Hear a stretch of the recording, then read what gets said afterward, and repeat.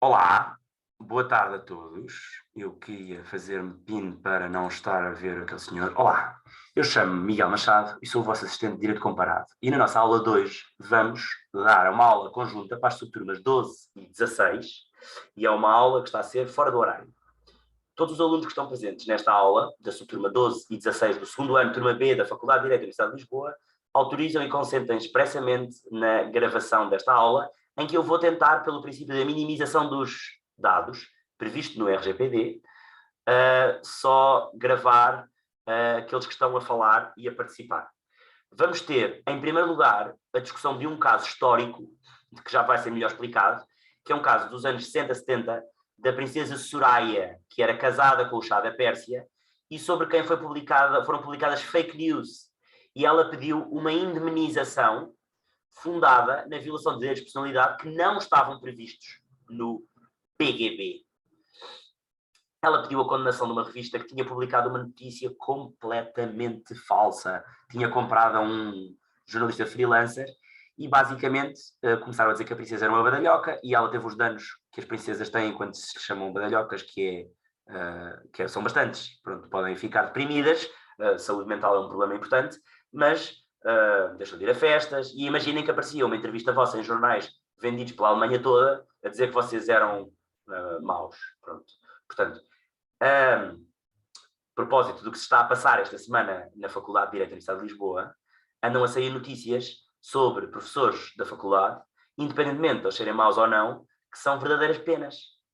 Pronto, e que causam danos, sejam ou não verdade. Eu não sei se os colegas sobre os quais há print screens cometeram algum ilícito. Não sou juiz, não quero ser juiz. No entanto, sei que estão a ser destruídas vidas de professores da faculdade. E o Código Penal português prevê, e a Constituição portuguesa, prevêem o princípio da tipicidade e da legalidade. Não pode haver penas para além das que estão previstas no Código Penal. E, acima de tudo, o direito civil prevê que nós não podemos causar danos aos outros só para nos divertirmos. Que é o que... Vocês já leram o Harry Potter? Ouviram os filmes, a vossa geração? Sabem quem é uma jornalista chamada Rita Skeeter? A Rita Skeeter é como os jornalistas do Die Welt, ou da CNN, TVI Portugal, ou das notícias da noite, que vão publicando em pequenos fascículos notícias a ameaçar o Harry Potter, a Hermione, os professores da Faculdade de Direito, de que vão sair notícias falsas ou verdadeiras, ou com um bocadinho de verdade, a dizer que o Harry Potter é mau. A Rita Skeeter trabalha para os maus. Pronto, e é bom nós não esquecermos que os jornais às vezes podem trabalhar para os maus, mesmo sem querer. Que era o que acontecia à Rita Skeeter e ao Daily Prophet.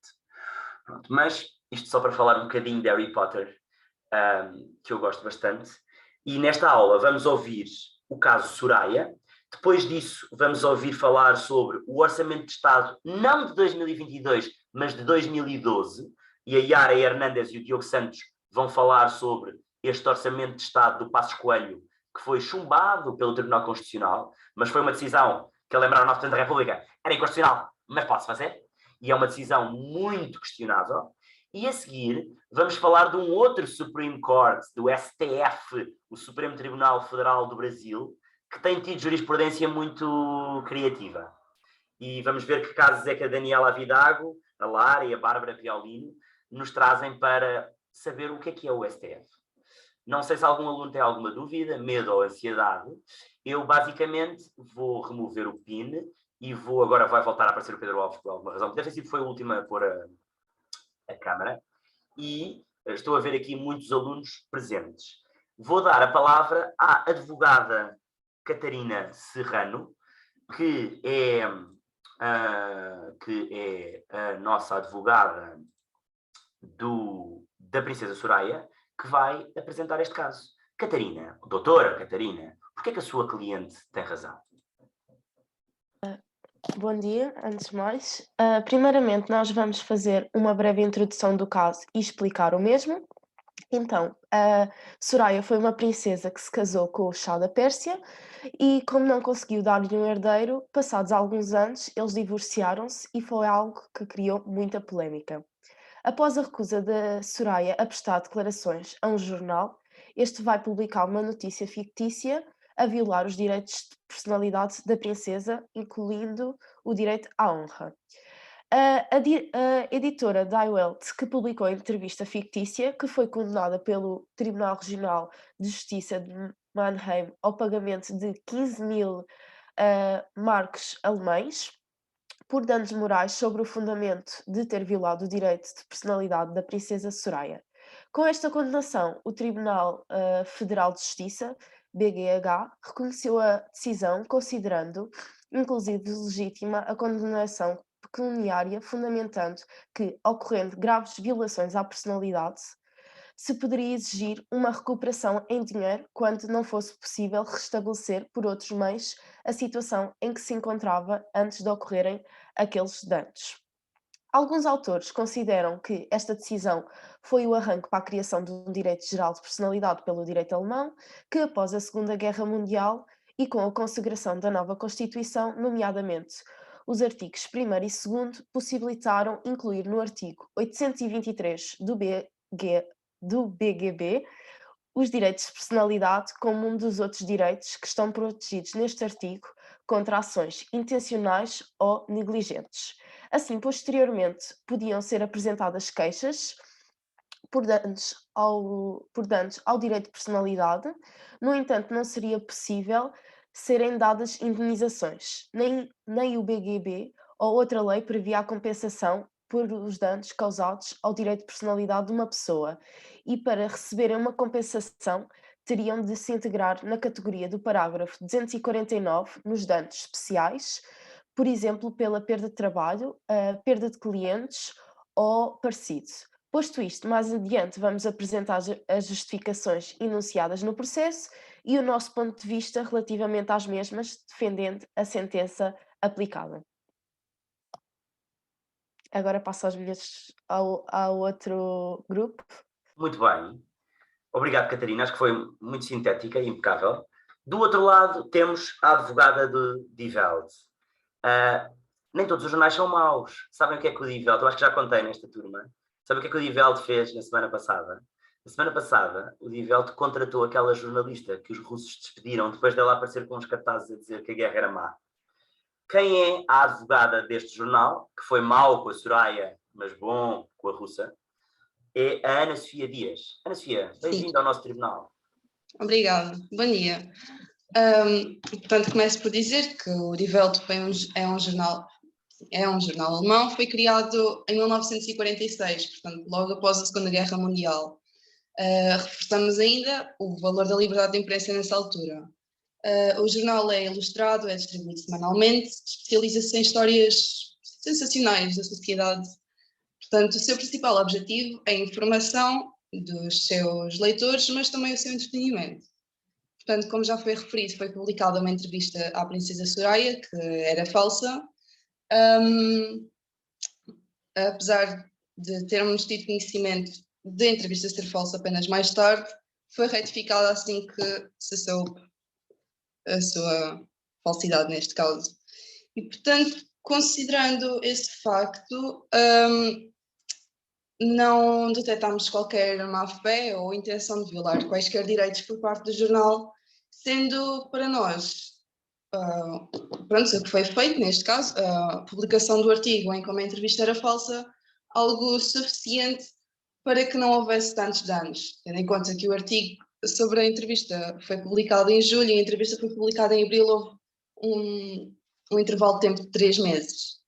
Portanto, averiguámos a situação à luz do direito alemão, na época que era incentivado pelo positivismo jurídico de Kelsen, no qual a jurisprudência relativa a direitos de personalidade era muito reduzida e, como já mencionei anteriormente, a liberdade de imprensa valorizada, tendo em conta o recente fim da Segunda Guerra Mundial. E, portanto, depois apresentaremos alguns argumentos sobre o porquê de não termos de pagar qualquer indemnização, tendo em conta que consideramos o já feito suficiente, e passo a palavra, então, aos acusantes. Certo, obrigado, Ana Sofia, também foi no ponto. Mas basicamente o que nós estamos a perceber aqui é, a Ana Sofia acho que enquadrou bastante bem o tema, trazendo isto para o tempo que se estava a viver no pós-Segunda Guerra Mundial. E no pós-Segunda Guerra Mundial a censura tinha acabado, pelo menos naquela parte da Alemanha, não é? Nós tínhamos a Alemanha dividida, vocês são capazes de ter ouvido falar do Muro de Berlim, ainda não existia quando foi criado o Die Welt, só nos anos 60 e 61 é que foi construído o Muro de Berlim, mas havia uma Alemanha ocupada pelos russos, onde, em vez das pessoas irem para campos de concentração, iam para gulags. Portanto, em vez de se irem concentrar, iam arrefecer as ideias. Não sei se há aqui pessoas que neguem os gulags ou os campos de concentração, mas há dados históricos que dizem que houve campos de concentração e que houve gulags. E ainda há campos onde se tratam mal as pessoas. Pronto.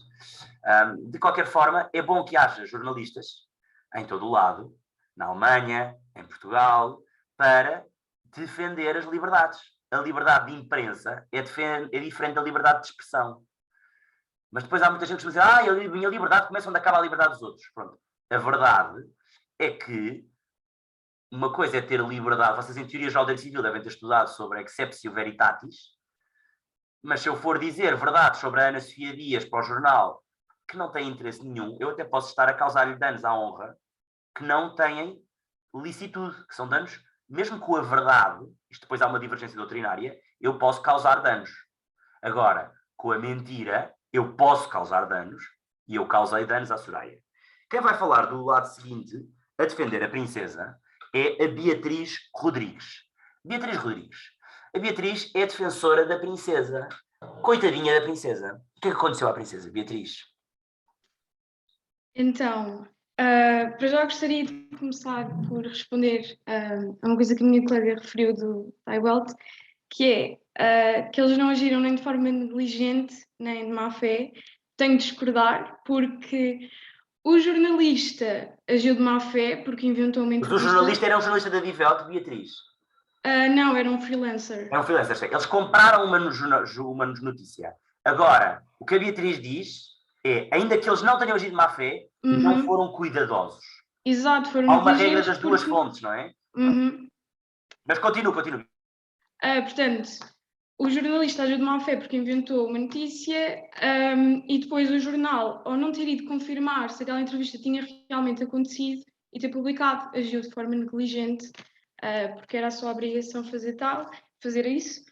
E depois, há liberdade de imprensa, mas, e é importante as pessoas serem informadas, no entanto, eu acho que não beneficiou ninguém saber notícias falsas de uma entrevista que nunca aconteceu. Além disso, apesar de, tendo em conta o artigo 823 do BGB, agora incluir direitos de personalidade, e o 253 apenas dar indemnização a danos que fossem patrimoniais, este também diz que se o dano for muito substancial, mesmo que não incida sobre bens patrimoniais, a pessoa pode ser... não? Pelo menos foi o que eu li. A pessoa pode ser indemnizada. Portanto, eu acho que aqui nós podemos dizer que a princesa sofreu danos que foram... Quer dizer, se uma pessoa está condicionada e nem sequer quer sair de casa, eu acho que isso, mesmo que não incida sobre um dano patrimonial, é muito relevante, porque estamos a condicionar a vida daquela pessoa ao máximo. Se a pessoa já nem sequer quer sair de casa e já não está a fazer a sua vida normal, acho que é legítimo essa pessoa merecer algum tipo de compensação pela forma como a sua vida foi afetada. O que a Beatriz está a dizer é, houve danos morais. Durante o século XX discutia-se, no direito romano, o que é o direito civil? É eu reparar o dano. Nós temos uma coisa que é o direito penal, que é eu dar uma pena, que serve para castigar uma pessoa, também serve para prevenir coisas. Basicamente, para o Ana Beatriz vai estudar direito penal e vai saber que o direito penal serve, eu acho que para 4 coisas. Primeiro, retribuição, que é, fizeste um tal, agora fizeste uma asneira, levas um tal, pronto, é básico. O Kant desenvolve muito isso. A senhora professora Fernanda Palma vai-vos falar sobre o Kant. Os romanos germânicos adoram o Kant. Mas basicamente o que o Kant fala é tal, pronto, é retribuição. Depois fala-se sobre prevenção geral, que é os outros todos veem a Beatriz a ser presa e então dizem, eu não quero fazer as asneiras que a Beatriz fez. E há a prevenção especial, que é a própria Beatriz é presa e aprende, eu não vou fazer isto. Há ainda uma 4ª finalidade, que é haver paz social. As pessoas a quem a Beatriz fez mal ficam contentes. Não, eu acho que isto tem a ver com a retribuição. Estamos a ver a Beatriz a levar tal, tem a ver com a prevenção geral, mas tem a ver com uma ideia de confiança na justiça. Pronto. São os 4 tipos de fins das penas. Normalmente os autores falam de 3, já há alguns que falam de 4. Não é uma ideia completamente original minha. O direito civil servia, como vocês aprenderam, para reparar danos. Eu rasguei a camisola da Beatriz, esta semana não podemos fazer estes exemplos, mas eu rasguei uma bola da Beatriz e sou obrigado a dar uma bola de futebol nova à Beatriz. Pronto. Ou uma camisola nova, ou o que quer que seja. Pronto. Isto é o direito civil básico. O problema é, quando eu faço danos, por exemplo, matar alguém que a Beatriz gosta. O artigo 496 diz que eu nunca vou reparar o dano. Se eu matar o Pedro Alves, a Ana Sofia Dias ou a Catarina Serrano, que a Beatriz gosta, não é por mais que eu lhe dê dinheiro que a Beatriz vai ficar resolvida. Pronto. Especialmente se eles forem seus filhos. Só há reparação do dano-morte para algumas pessoas, mas não é reparação, é compensação. Os danos morais não são reparáveis. Se a Beatriz ficar coxa para sempre, por mais dinheiro que eu lhe dê, a Beatriz não volta a andar. Pronto. Isto é o direito civil. O direito civil é triste, mas é uma ajudinha. Aquilo que a Beatriz estava a descrever é a princesa Soraya ficou presa, estávamos até quase no direito penal, mas ficou presa a uma doença mental que foi criada por uns jornalistas animais, para não chamar outros nomes. Pronto. Esses jornalistas castigaram, deram uma pena eles próprios, foi justiça privada. Se eu der um tiro a alguém, eu estou a fazer-lhe mal, especialmente se é injusto, como era neste caso. Pronto. E a Beatriz tem razão. Do lado lá, o Leonardo Freixo deve estar um pouco assustado, porque eu acabei de contextualizar isto como o Divelto deu um tiro à Soraya. Como é que ele agora vai defender que não tem de pagar uma indenização à Soraya? Leonardo. Bem, professor, em primeira mão, acho um pouco estapafúrdio dizer que a Soraya propriamente sofreu muito com este caso, que ela gostou, na altura foi muito debatido. Imagine que publicava uma notícia falsa sobre si, com entrevistas a revelar detalhes íntimos da sua vida. Mas se eu fosse uma princesa a querer ganhar uma carreira como atriz, como quis a Soraya, neste caso, e ela, passado esses meses que passou em casa, cresceu para a fama de uma forma inconcebível, que lá por ser princesa do Irão não teria, ou neste caso da Pérsia, não iria ter conseguido se não fosse esta notícia falsa. Espera, cuidado, está a defender, isto é uma espécie de anti-monarquia. Quem é princesa, seja a princesa Diana, seja a princesa Soraya do Chá da Pérsia, seja a Kate Middleton, têm menos direitos do que as outras pessoas, porque são mais resistentes por serem princesas. Não, e eu irei explicar o porquê de nem ter nenhum direito ter sido violado.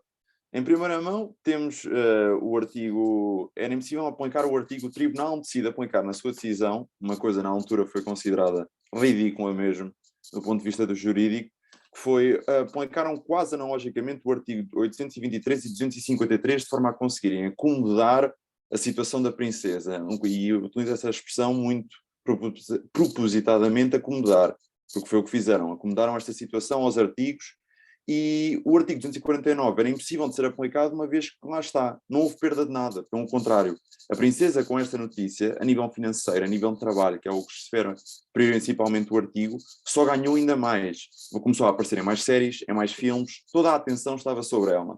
E é engraçado que na altura... Não havia Netflix, Leonardo, só para deixar isso claro, mais séries e filmes, não era propriamente uma época... Mas na altura as produções alemãs estavam em grande crescimento e ela aproveitou-se muito disso para ganhar muito dinheiro. Por isso ela não perdeu trabalho nenhum, pelo contrário, até ganhou. Foi muito erróneo e altamente injusta a aplicação destes dois artigos. Quando eu estou a falar do 253 e do 823. Em primeiro lugar, não tem em conta a indenização, mas sim uma possível perda ou reposição da posição do difamado. Então, mas se o próprio jornal, o Die Welt, a agir de boa fé, assim que teve conhecimento que a notícia era falsa, corrigiu prontamente essa afirmação, e se a princesa não informou mais cedo que a notícia era errada, porque assim que o jornal descobriu, corrigiu, houve aqui a reposição da situação de Soraya e devia ter acabado aí a situação. Legalmente não estava previsto absolutamente mais nada senão a reposição da situação, e deveria ter acabado aí o caso. Corrigiram pelos mesmos meios, Leonardo? Desculpe, professor, não ouvi. A revista saiu. Qual é que foi a revista que vendeu mais? Foi, mas aí é uma questão de quem quer comprar. Isso é uma questão do mercado económico, aí não há uma questão. E aí nós não podemos controlar, o jornal não pode controlar o que vende mais. E lembra-se de qual é que foi a capa? Pediram desculpa. Tipo, nós não não temos que foi fazer uma capa manchete a dizer Entschuldigen Sie. Acho que em alemão é tipo I'm sorry, Entschuldigen Sie. Mas não teria de ser uma capa inteira, não há nada na lei que diga que tem de ser uma capa inteira, não. Mas a mensagem. entrevista foi ou não foi a capa? Foi, mas aí é uma questão de escolhas dos produtores. Nós aqui estamos a ver do ponto de vista do direito. E não há nada no direito, como também não há nada que se diga que tem de se pagar uma indenização no direito. Mas pronto, vá, concentre-se nesse ponto que é o seu ponto preferido. Não há nada no direito. Legalmente, isto foi um caso quase ilegal. A sua decisão foi quase ilegal, que é algo chocante os juízes fazerem isso, mas é a realidade. Decidiram inventar leis e à parte hoje em dia... Só uma coisa para o proteger a si no futuro, Leonardo. O Leonardo acredita mesmo no que está a dizer? Não. Ok, obrigado.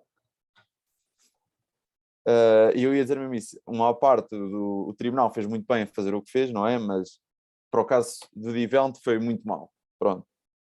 O tribunal de primeira instância... O Leonardo está a ser muito bom aluno, só para deixar claro que é exatamente isso que o Leonardo está a fazer que eu quero que faça. É defender uma posição que nós às vezes como advogados temos de fazer. Portanto, Leonardo, vai em frente. Está a ser espetacular. E para acabar um último argumento, o que depois a Margarida irá continuar, foi a decisão, mais uma vez, ridícula do Tribunal de Primeira Instância e posteriormente do Tribunal Constitucional Alemão, de fazer uma interpretação teleológica e extensiva dos artigos de difamação e de direito penal, aqui mais uma vez falando do 253 e do 823, principalmente rompendo com a interpretação que era feita há décadas destes artigos, de estabilizarem a segurança jurídica de uma forma crítica, tanto é que este caso demorou anos e anos a ser analisado, inclusive pela massa política alemã. A colega Margarida irá falar mais especificamente sobre isso, mas só para introduzir já aqui um pouco o tema, houve propostas de lei na altura sobre os direitos de penalidade que nem sequer passaram na parte política e os políticos são os representantes do povo. Se o povo não queria que os direitos de personalidade estivessem protegidos, quem são estes juízes para decidirem isso pelo povo? E claro, houve claramente aqui algo motivado por fatores externos. Neste caso foi a crença dos juízes que se acharam acima do povo ditarem uma interpretação diferente de artigos escritos, de artigos consagrados no BGB e no direito penal alemão. E com isto passo a palavra para um contraponto do outro grupo. Obrigado, Leonardo. Eu gostava de sublinhar duas perguntas que eu acho mesmo de ser respondidas. A primeira é: quem são os juízes acima do povo para proteger princesas abaixo do povo? Portanto, eu acho que o Leonardo era difícil ter enquadrado isto melhor. Se estivesse no Jornal da Noite a dizer: quem são estes juízes que estão a proteger uma princesa que está aqui a querer aproveitar-se de um sistema judicial alemão que nem sequer tem leis destas, que a democracia não aprovou? No lado contrário, espero que a Ana Catarina, advogada da princesa, saiba responder. Ana Catarina levou com o Leonardo em força. É verdade, mas eu vou tentar refutar tudo o que ele disse, visto não acreditar minimamente nos argumentos dele. Primeiramente, referindo o artigo 5º da Lei Fundamental Alemã. Já se falou aqui da liberdade da comunicação social e, efetivamente, reconhece esta liberdade. No entanto, tal como todas as liberdades, esta também tem limites, nomeadamente no que toca ao direito à honra, que aqui foi claramente lesado, não há dúvidas em relação a isso. Portanto, a utilização deste argumento acaba por se refutar a si própria. Não é possível invocar uma liberdade violando outro direito, pelo menos neste caso. Depois, relativamente ao artigo 20º da Constituição também, conjugado com o já mencionado e tão criticado pelo Leonardo, parágrafo 253 do BGB, é verdade que o Poder Judicial está comprometido com a lei, obviamente, está submetido à mesma, mas este referido parágrafo prevê exceções, como já mencionado pela Beatriz, sendo que existia, inclusive, jurisprudência a apontar no sentido destas exceções, nomeadamente o caso, que eu não sei mencionar o nome, peço desculpa, mas é conhecido como o caso do Cavaleiro, em que basicamente foi utilizada a foto de um famoso cavaleiro no anúncio de estimulantes sexuais. E o que acontece é que, obviamente, os seus direitos de personalidade foram, neste caso, bastante lesados. Não só pelo facto de passar a ideia para os consumidores e quem viu o anúncio de que o cavaleiro consumia esses mesmos estimulantes, como também o facto da imagem dele ser usada ilicitamente sem o seu consentimento. Portanto, o BGH neste... Sabe qual é esse caso, Ana Catarina? Diga. Sabe como é que se chama esse caso? Pois eu não sei mencionar, não sei dizer. É o caso Ehrenreiter, que é um caso em que basicamente houve uma farmacêutica que fazia comprimidos para as pessoas terem mais potência sexual, pronto, como a Ana Catarina disse. E eles usaram fotografias de um atleta olímpico alemão montado em cima do seu cavalo a dizer: toma os nossos comprimidos e vão ficar mais hirtos. Pronto. O atleta não gostou, porque achou que aquilo queria dizer que ou ele ou o cavalo eram frouxos. Pronto. E então, mais do que isso, achou que estavam a usar a imagem dele ilicitamente, porque apesar de ele ser um atleta, ele não serve para vender, não era Viagra, era o equivalente a Viagra na altura, pronto, que nem sequer produzia assim tantos efeitos. Pronto. E então, ele e o cavalo, eu imagino sempre o Hércules da Disney com o seu Pegasus, ele propôs uma ação para a farmacêutica lhe pagar, e como eles usaram a imagem dele ilicitamente, eles pagaram. E é um caso também de defesa ou constitucionalização dos direitos da personalidade.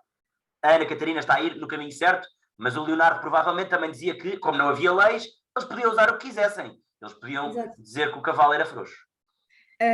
E neste caso o BGH estipulou 2 pressupostos para situações como estas, sendo que o primeiro era que a lesão do direito de personalidade teria que ser substancial, o que parece indiscutível verificar-se no caso de Soraya, visto que os jornais foram distribuídos por todo o país, a sua lesão, a sua imagem ficou lesada, e eu não concordo de todo que isso lhe tenha dado uma visibilidade positiva para lançar a sua carreira de atriz, visto que é verdade, ela passou a ter visibilidade, mas não foi uma visibilidade de todo positiva.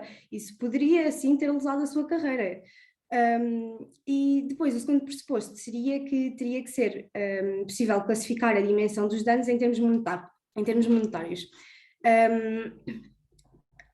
O que me parece que também seria execuível, visto que seria possível proceder a um cálculo consoante os jornais distribuídos, de modo a estipular o valor da indenização. Depois, também me parece relevante mencionar que os direitos não são apenas valores que vêm a moldar a aplicação do direito. Eles podem e devem, quando isto se mostre estritamente necessário, particularmente à luz do contexto social que se vivia na altura, em que havia uma forte consciencialização no sentido de motivar a valorização dos direitos de personalidade. Pronto, quando se mostra estritamente necessário, os direitos podem e devem, se assim se considerar por parte do povo soberano, alterar, reescrever, no fundo, a lei.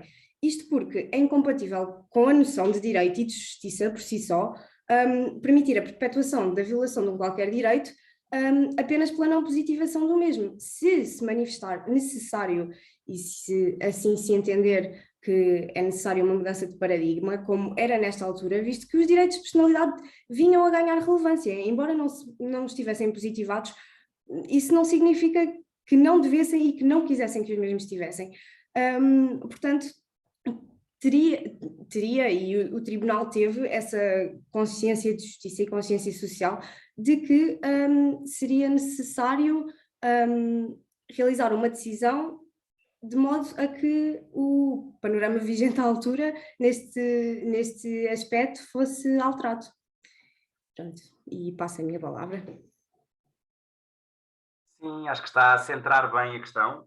De facto, os advogados do Die Welt estão em minoria, portanto eu ainda vou ter de fazer algum apoio ao Leonardo e à Ana Sofia, mas faltam, vamos ouvir a Margarida Vasconcelos e a Mónica numa próxima aula, mas agora vamos ouvir ainda a Gabriela, né?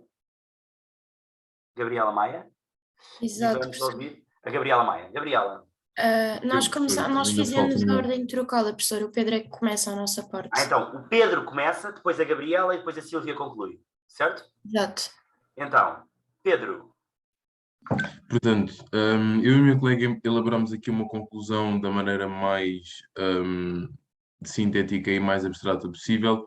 Tentámos não tomar muito uma perspectiva, acabámos por tacitamente adotar a posição da Princesa Soraya, mas de uma forma geral, aquilo que nós apanhamos foi que o Die Welt agiu de forma lesiva na esfera da Princesa Soraya e utilizou o nome dela numa situação fictícia, a qual não houve qualquer conhecimento da sua parte. Ganharam, portanto, à custa de uma notícia falsa, violando direitos de personalidade da princesa, que até à data ainda não se encontravam totalmente positivados, nem seriam aplicáveis em situações comuns.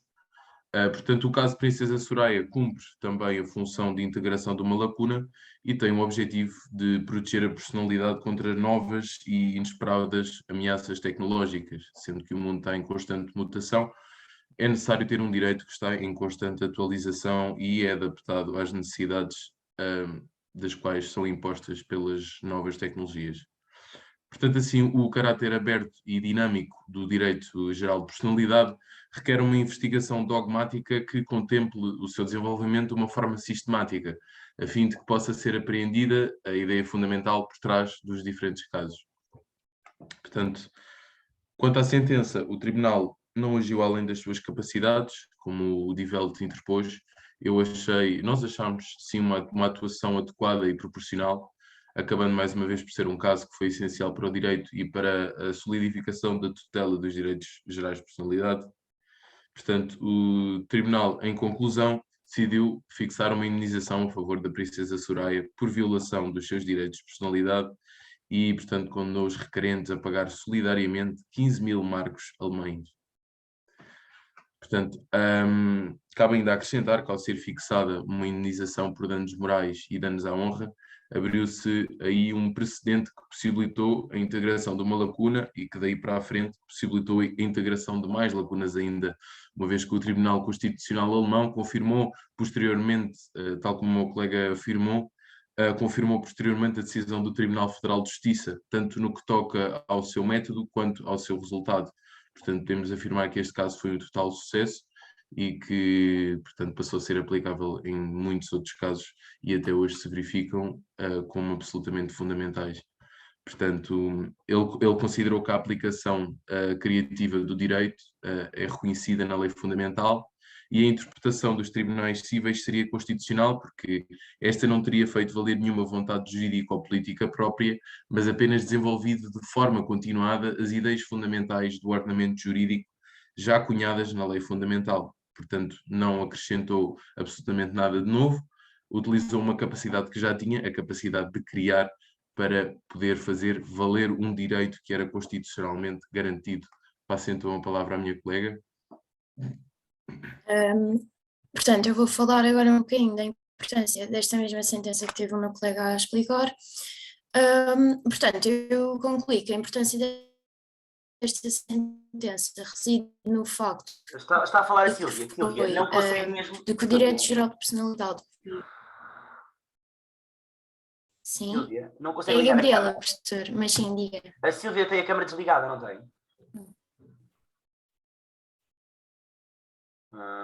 Acho eu. Deixa-me só ver. Professor, não era a Silvia que estava a falar, penso que era a minha colega Gabriela. Mas eu estava a ver aqui ainda. Então onde é que está a Gabriela? A Gabriela está toda escura. Ok. Gabriela, avança. Desculpe ter interrompido. Eu estou aqui, professor, eu estou com a câmera ligada. Portanto, eu estava a dizer, a importância desta sentença reside no facto de que o direito geral de personalidade foi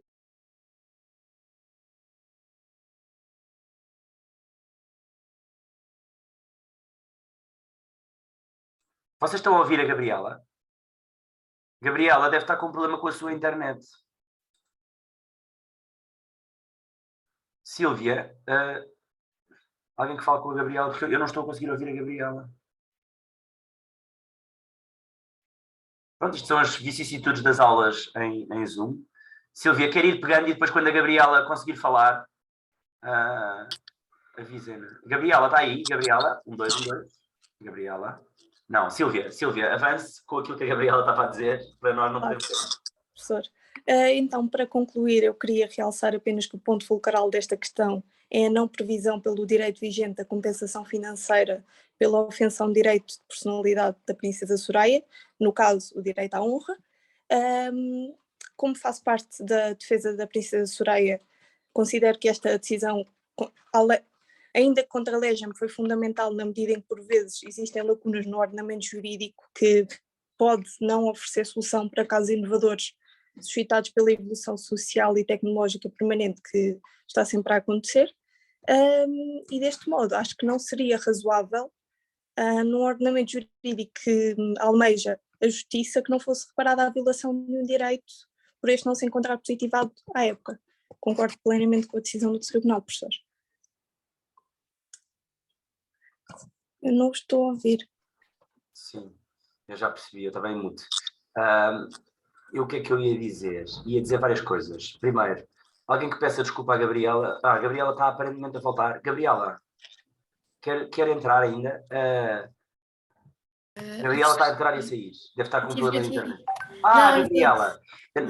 Nós deixámos, pensou a aparecer tudo preto e nós passámos a ouvi-la. A Sílvia tentou concluir, mas eu já vou concluir mais a seguir e a seguir a si. E na realidade ainda vamos ouvir a Beatriz Rodrigues e a Mónica e a Margarida Vasconcelos. Não, a Beatriz Rodrigues já ouvimos. Sim, ainda vamos ouvir a Mónica e a Margarida Vasconcelos, algures.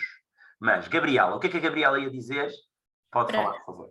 Estava a falar relativamente à importância da sentença do Tribunal, porque foi exatamente por causa desta que o direito geral de personalidade foi reconhecido como uma garantia constitucional. E a partir daí expandiu-se a esfera de proteção garantida pelo direito aos indivíduos como a Soraya, que se depararam num belo dia com uma situação de violação de um direito próprio que têm de ser obrigatoriamente tutelados pelo direito. E, resumindo, posso dizer que deste caso resulta uma nova abordagem em termos de direitos fundamentais, essencialmente à volta do direito geral de personalidade. E o seu surgimento é, no fundo, uma tentativa de superar as limitações da concepção da esfera privada e, consequentemente, criar para o indivíduo uma esfera de proteção mais ampliada, digamos assim, na sociedade moderna. Isto é, o direito geral de personalidade representa uma ampliação de proteção perante a concepção da esfera privada, ao abranger agora não somente a estreita esfera privada, mas sim toda a personalidade num âmbito geral. Certo. Este tema do direito geral... sim, Gabriela. Era mais ou menos isto que eu queria dizer. Vocês estão a ouvir também a Gabriela aparecer um robô como eu. Pronto, Gabriela, a sua internet está má, mas ainda assim eu consegui perceber o essencial. Falar acima de tudo sobre o direito geral de personalidade. Um dos problemas é, vocês lembram-se que nós temos falado sobre os códigos civis. O código napoleónico é de 1804. O BGB é de 1898 e entrou em vigor, houve uma vacatio legis de 2 anos. Eu hoje estou todo contente porque ontem estavam a sair nas notícias a dizer que as máscaras só íamos ficar livres delas amanhã ou na segunda-feira. Porquê? Porque as leis só entram em vigor no dia seguinte, no mínimo. O mínimo de vacatio legis é esse. E como se fosse antigamente, quando o Diário da República tinha de ser impresso, como o Marcelo só promulgou ontem, se aquilo não saía em Diário da República até à meia-noite de dia 21, não estávamos livres das máscaras hoje. Pronto. Só que a nossa presidência do Conselho de Ministros conseguiu. Pronto. Eles passam a vida a pôr leis a entrarem em vigor à pressa. Normalmente é bom que haja vacácios de leis longas, para nós estudarmos as leis, pensarmos as leis, etc. O BGB é um exemplo disso. Fizeram um Código Civil e deixaram 2 anos para as pessoas estudarem, prepararem, etc. Pronto. Em Portugal passam a vida a dizer esta lei entra em vigor daqui a 30 dias, adaptem-se. E fazem leis em agosto. Pronto. Na minha área do branqueamento de capitais é assim. É de género. Têm 30 dias para se adaptar e a lei é publicada a 14 de agosto. Está toda a gente de férias. Pronto. Supostamente as férias judiciais servem para os advogados estudarem alguma coisa, porque estão a ser advogados a defender os clientes durante o ano. Não são só os médicos que têm de andar a estudar sempre. Vocês vão ter de estudar para o resto da vida porque a lei muda, porque há mais coisas. Portanto, se vocês vão ser bons advogados, como a Catarina, a Ana Sofia, a Beatriz, o Leonardo, a Ana Catarina, a Gabriela, o Pedro e a Sílvia foram, eu acho que todos estão de parabéns. Acima de tudo, acho que esta aula, acho que tive um dos melhores defensores do Die Welt de sempre, e portanto não vou precisar dizer muitas coisas, mas o grande problema que o Leonardo identificava era este, era o Die Welt, quando publicou aquilo, não sabia, não tinha como saber, porque eles olhavam para o BGB, que era o mesmo desde 1900, e não havia nada na lei que proibisse publicar notícias. Não havia o equivalente aos nossos artigos 70, aos direitos de personalidade. Não há um direito geral de personalidade. O BGB era o Código Civil enquanto andavam a mandar judeus para os campos de concentração. Nenhum judeu se atreveu a pedir uma indenização fundada nos seus direitos de personalidade. E o BGB estava em vigor. O que se fala é da constitucionalização do direito privado. E este caso, o caso Soraya, é tão importante porquê? Primeiro, o Tribunal Federal Alemão disse de todas as maneiras que o Montesquieu estava errado. Aquilo que o Leonardo disse é quem é que são os juízes? Os juízes são os juízes. Os juízes foram escolhidos porque são inteligentes e porque são os guardiães dos direitos fundamentais. Se houvesse um Tribunal Federal bom durante a Alemanha nazi, o Hitler tinha ido embora. Ou melhor, nós precisamos de tribunais constitucionais, nós precisamos de tribunais que saibam defender a Constituição como o Kelsen tinha pensado, aquela pirâmide, lembram-se? Nós temos que ter uma pirâmide no topo. Nós vamos falar disto sobre o Supremo Court dos Estados Unidos da América. Mas aquilo que o Tribunal Federal Alemão disse foi, vamos ao artigo 20, número 3, e podemos aceitar costume jurisprudencial. Portanto, vamos buscar o Ehrenreiter, de que a Beatriz falou há bocadinho. Vamos falar, dizer que a responsabilidade delitual pode ser desenvolvida. E isto não são precedentes. Isto é, desenvolvimento jurisprudencial do direito e não é contrário à separação de poderes. O Montesquieu dizia que o juiz tem de ser a bouche de la loi. Os franceses queriam impedir o juiz de criar direito. Leonardo, eu sei que o Leonardo discorda, mas nós precisamos que os juízes criem direito para proteger as Soraias. Sejam elas princesas, sejam elas o Aladino. Não sei se vocês já viram o Aladino. No Aladino há uma princesa, que é filha do sultão, e há o Ali, que não é o príncipe. Antes de ser príncipe, o gênio transforma-o em príncipe, não sei bem como. Não se é príncipe com desejos. E antes disso, ele tem um macaquinho e vive numa barraca, muito melhor do que o Palácio da Princesa. E eu não sou monárquico, porque eu acho que os reis e as rainhas não podem ter nem mais nem menos direitos do que nós. Mesmo que seja por vontade. Reparem, a Soraya casou com o Shah da Pérsia. Ela teve uma carreira muito melhor a seguir, mas nós não sabíamos. Eu tenho a certeza que estas pessoas que andam a sair notícias nos jornais sobre serem os badalhocos não vão andar a entrar em séries, não vão ganhar dinheiro. Sejam culpados ou não sejam culpados. A carreira política, a carreira jurídica dos meus colegas da faculdade que estão a aparecer nas notícias porque são badalhocos, essa carreira foi destruída e o direito não prevê isso. E prevê exatamente o contrário. Prevê que isso não pode acontecer. E os jornais, eu sou contra a censura, portanto eu não sei bem como é que isto se faz. Só sei uma coisa. Sou contra a censura. Portanto, o Die Welt não devia ter sido censurado antes, Leonardo. Acho que deviam publicar o que quisessem, mas deviam ser obrigados a publicar uma carta a dizer, na capa, manchete, desculpa, Soraya, nós fomos uns mentirosos, e isso existe mais ou menos hoje em dia, o direito de resposta em Portugal, e deviam ser obrigados a pagar muito mais do que 15 mil marcos à Soraya para o jornal aprender que não pode pôr entrevistas a dizer que uma pessoa é badalhoca sem essa pessoa ter sido condenada. Pronto. Tem que dar uma maneira de aparecer a pessoa sem ser condenada em público, como fizeram e estão a fazer a professores da faculdade nesta semana. Pronto. Isto é a minha ideia sobre o direito penal e o direito penal da imprensa. Nunca escrevi, ainda não pensei o suficiente e estou a partilhá-la convosco. A Soraya ganhou pouco com isto. E os danos... Ela pode ter ganho muito depois a fazer séries e filmes, Leonardo. Mas ela ficou presa em casa, como já não sei quem é que dizia isso. Acho que foi quem é que dizia? Era a Catarina logo ao início, não era? Não, fui eu que disse. Foi a Beatriz. Ela ficou presa em casa, Leonardo. Eles destruíram uma princesa. Pronto, ninguém pode destruir outra pessoa. Eu não sei onde é que estão os assistentes da faculdade que estão a sair notícias esta semana.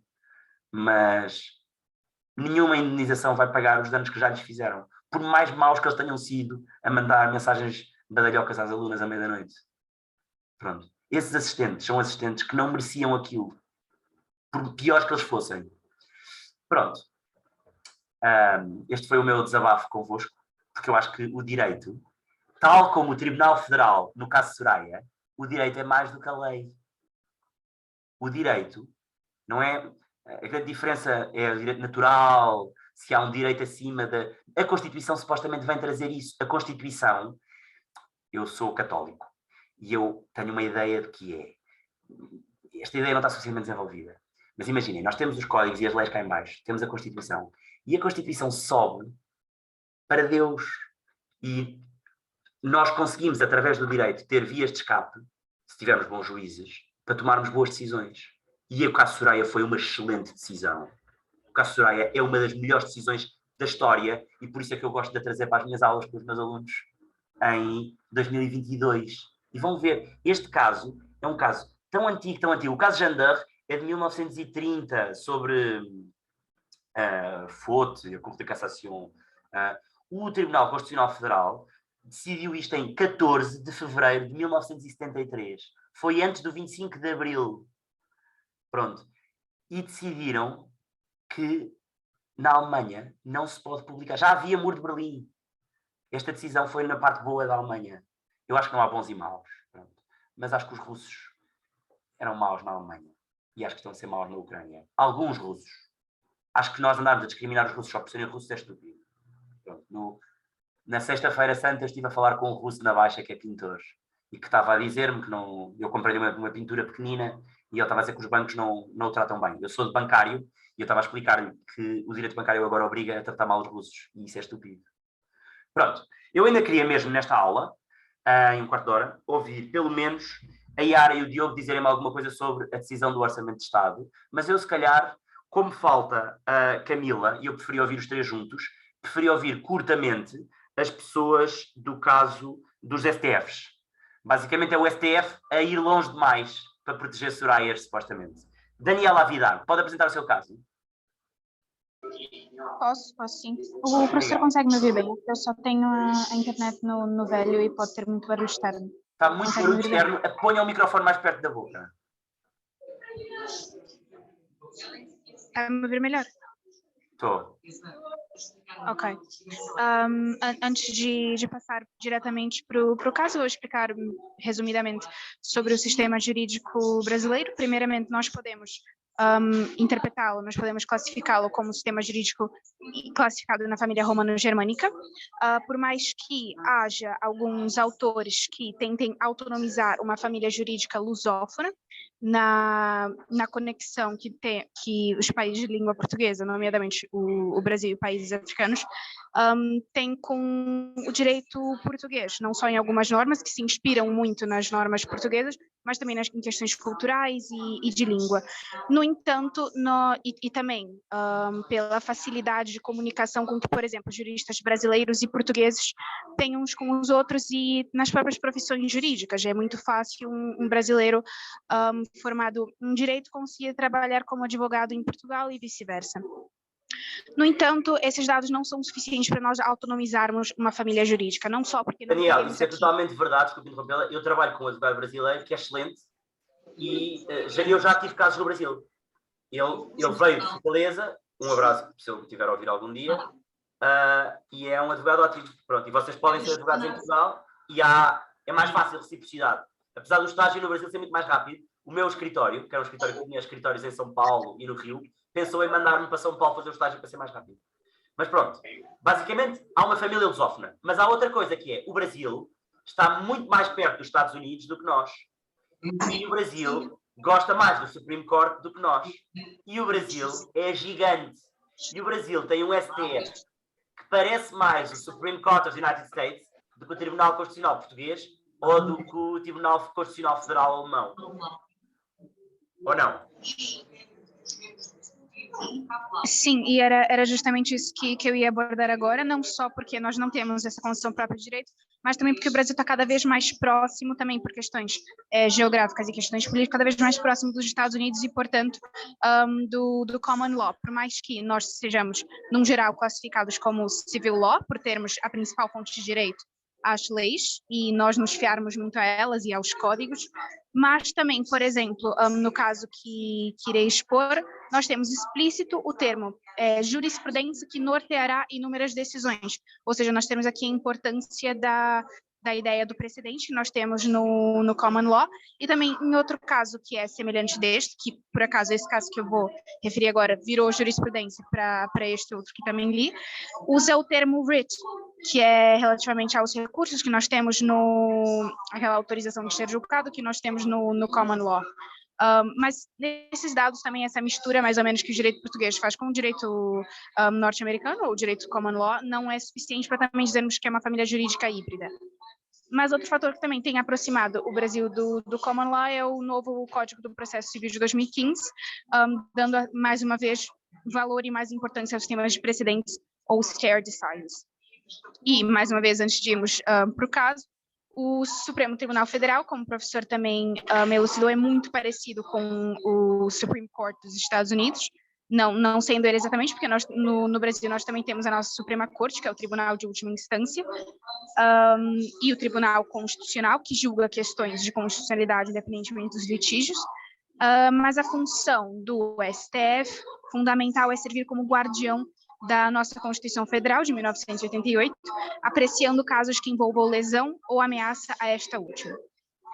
E o acórdão, queria aqui analisar, nós também usamos essa terminologia, assim como Portugal, acórdão, é o RE 635659, do RJ, que é sobre a descriminalização do porte de droga para consumo pessoal, mais especificamente o porte da cannabis, da maconha.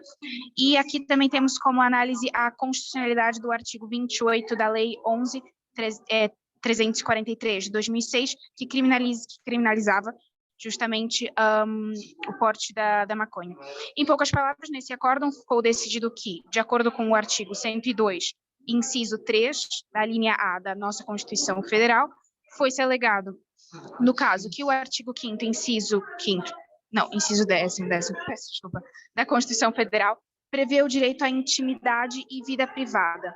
E nós também, com esse artigo 28, temos a violação do princípio da lesividade, que é um valor basilar do direito penal brasileiro. Foi-se levantado, estando aqui em causa, também a desproporcionalidade da punição da conduta, que não afeta a esfera jurídica de terceiros e nem é meio idôneo para promover a saúde pública, ou seja, que o porte é apenas, único e exclusivamente, para uso pessoal. E nesse caso, foi-se levantado o exemplo do caso português, onde, como sabemos, no caso português, como regra geral, não é considerado tráfico, o tráfico de drogas ainda é um crime, e não é considerado tráfico a posse de até 25 gramas de cannabis.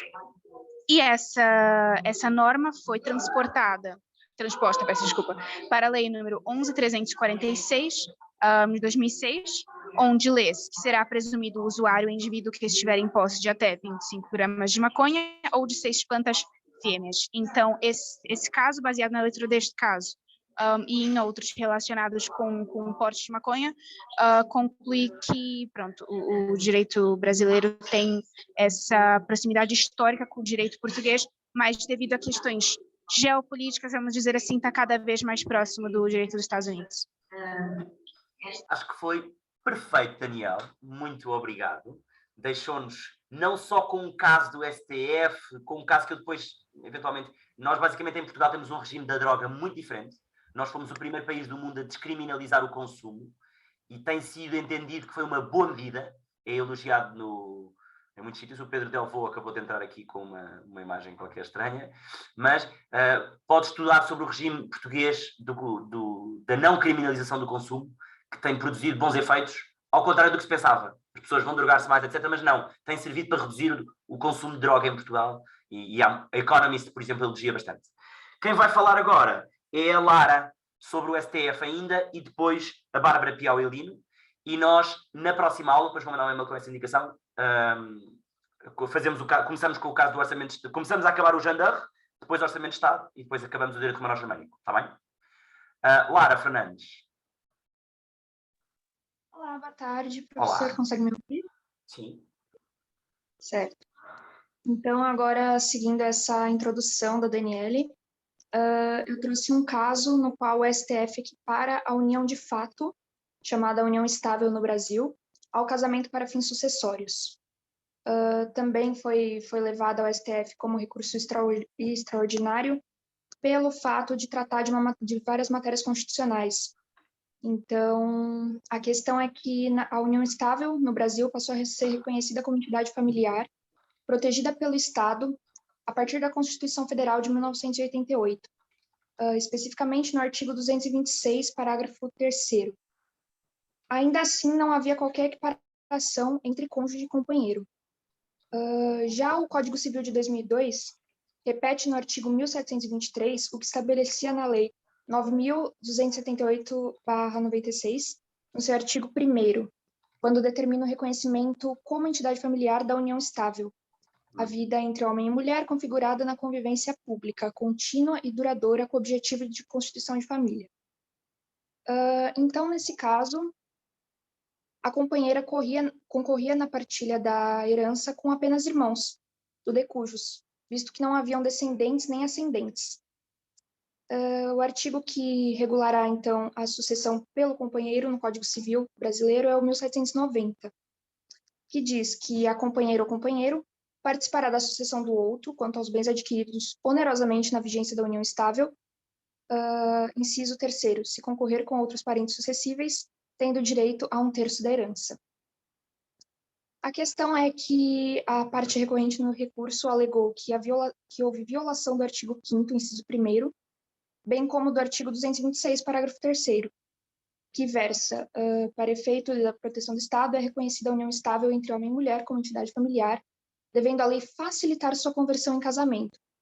O que a gente observa aqui é que houve uma divergência entre a norma constitucional e a lei ordinária, visto que a Constituição indica um caminho de aproximação da união estável para o casamento, enquanto a lei ordinária visa o afastamento.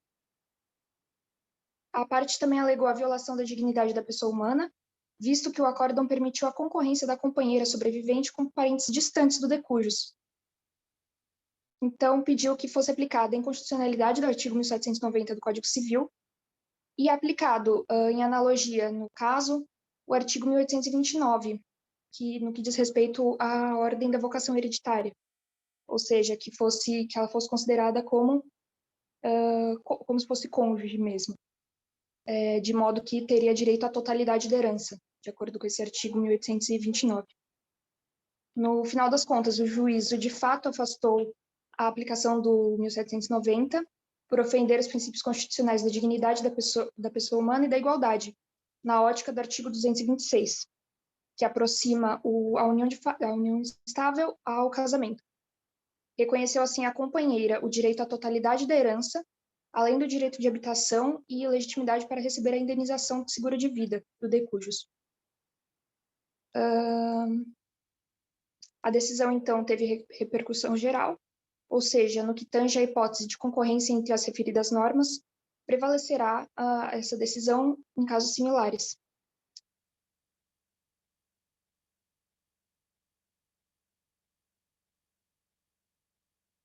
Certo, acho que está um bom resumo que podemos retirar aqui. Ficamos todos com mais curiosidade para saber, porque isto é muito difícil falar do STF em casos tão pequenos, mas eu acho que tanto a Daniel como a Lara conseguiram sintetizar bem. Vou pedir para todos poderem ir para a faculdade descansados. Eu já sei que há muita gente que está a ter de sair e eu quero deixar-vos até, porque também gostava de almoçar e vou dar uma aula logo a seguir. Vamos ter a Bárbara Piau e Lino. Bárbara, conclua, por favor, um caso do STF e deixe-nos esperar mais casos do STF para o futuro. Bárbara, está aí ainda? A Bárbara Piau? Oi, estou aqui. Está me vendo, professor? Consegue me ouvir? Então, eu decidi falar um pouco sobre a ação direta de inconstitucionalidade por omissão, número 26, que trata da criminalização da homotransfobia no Brasil. Foi um caso que teve grande repercussão, chamou muita atenção, muitos acusam de ser um caso de grande ativismo judicial. E, pelo que eu pesquisei, acho que aqui em Portugal vocês não têm tipo de ação por omissão, mas é basicamente através dela que você pode... Porque a nossa Constituição, ela traz muitas normas específicas que precisam de uma lei para regulamentar. Então, quando não o Poder Legislativo, ele tem uma certa mora, uma inércia ao fazer essas leis, existe esse remédio constitucional, esse recurso em que pode se acionar o STF para que uma norma seja elaborada. Nesse caso, de relatoria do ministro Celso de Mello, foi reconhecido o crime de homotransfobia como uma espécie do gênero de racismo. Por maioria, o STF decide reconhecer a mora do Congresso Nacional para incriminar os atos atentatórios contra os direitos fundamentais dos integrantes da comunidade LGBTQIA+. Alguns ministros votaram a favor do enquadramento imediato dessas condutas homofóbicas e transfóbicas que envolvem uma aversão odiosa à orientação sexual ou à identidade de gênero de alguém, mediante uma interpretação conforme, no conceito de racismo, previsto na Lei 7.716 de 1989, até que o Congresso Nacional edite uma lei específica sobre essa matéria. É importante ressaltar que esse caso ganhou uma grande repercussão e foi de grande importância porque o Brasil ele tem um histórico de grande violência contra pessoas dessa comunidade. Se eu não me engano, segundo a Associação Nacional de Travestis e Transsexuais, em 2017, a cada 48 horas uma pessoa trans foi assassinada no Brasil, e a idade média dessas